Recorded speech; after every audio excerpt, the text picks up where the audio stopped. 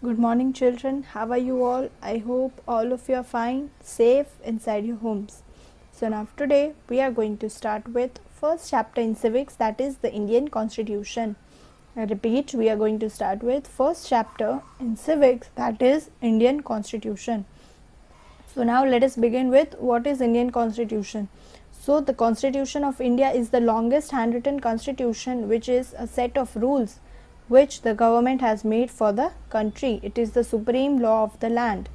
It means that it is very important where the rules which are framed by the government has to be followed by each and every citizen of the country.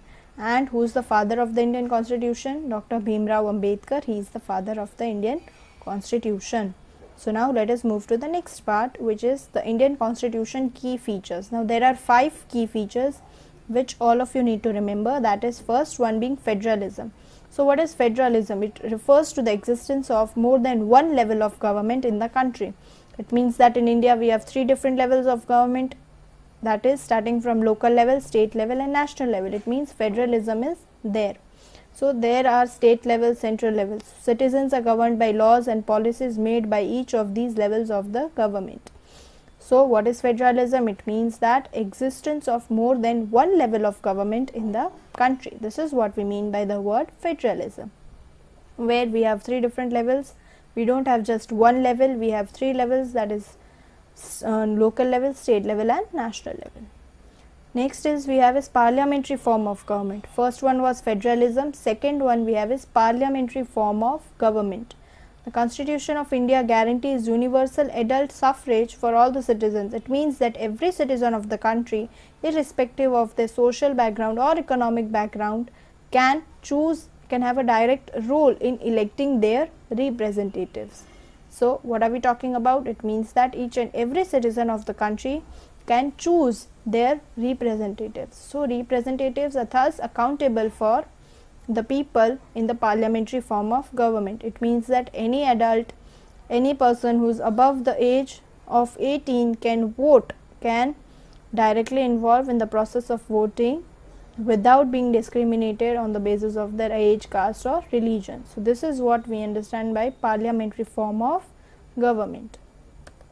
Now third one is separation of powers. Now under key features, the third one which we have is separation of powers. So there are 3 organs of the state: legislature, executive and judiciary. So now what is all what do we mean by all 3 of this? We will start it now.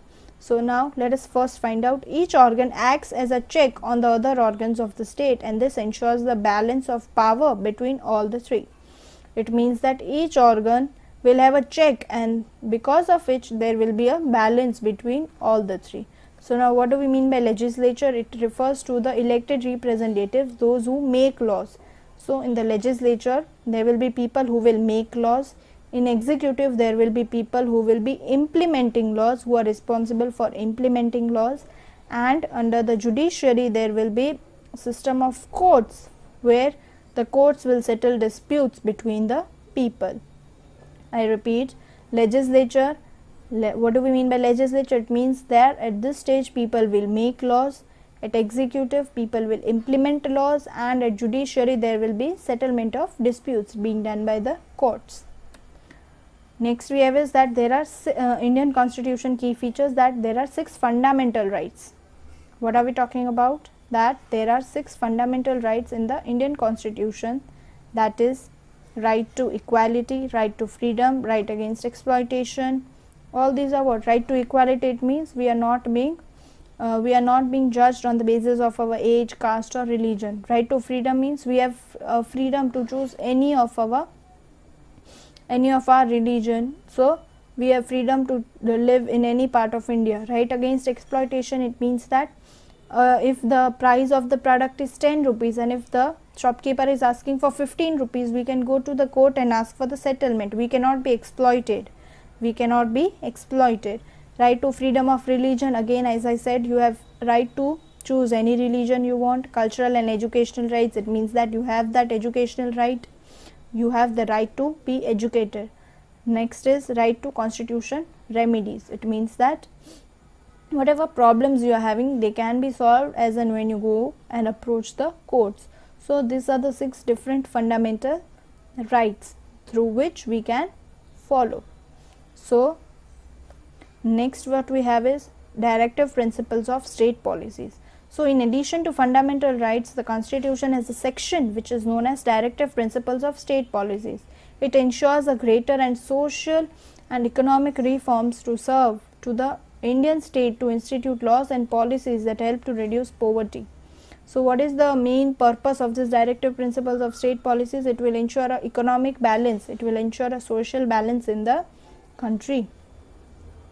And the last feature which we have is secularism, that is the fifth one. It states that a secular state is one in which state does not officially promote any one religion as the state religion, just as I explained in the last video, which was telling about a state religion.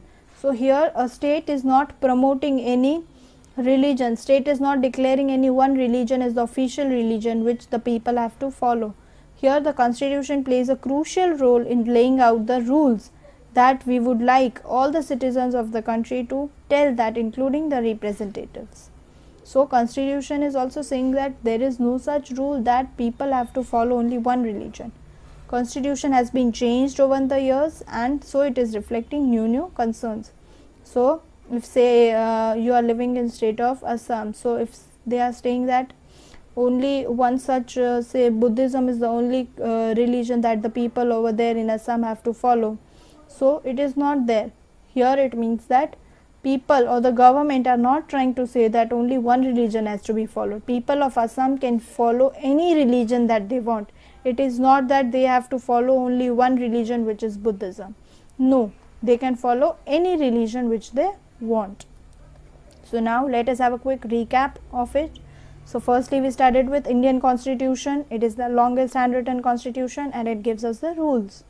Then we studied key features, that is the 5 key features: federalism, parliamentary form of government, separation of powers, fundamental rights, and lastly secularism. So these were the 5 key features which all of you need to remember.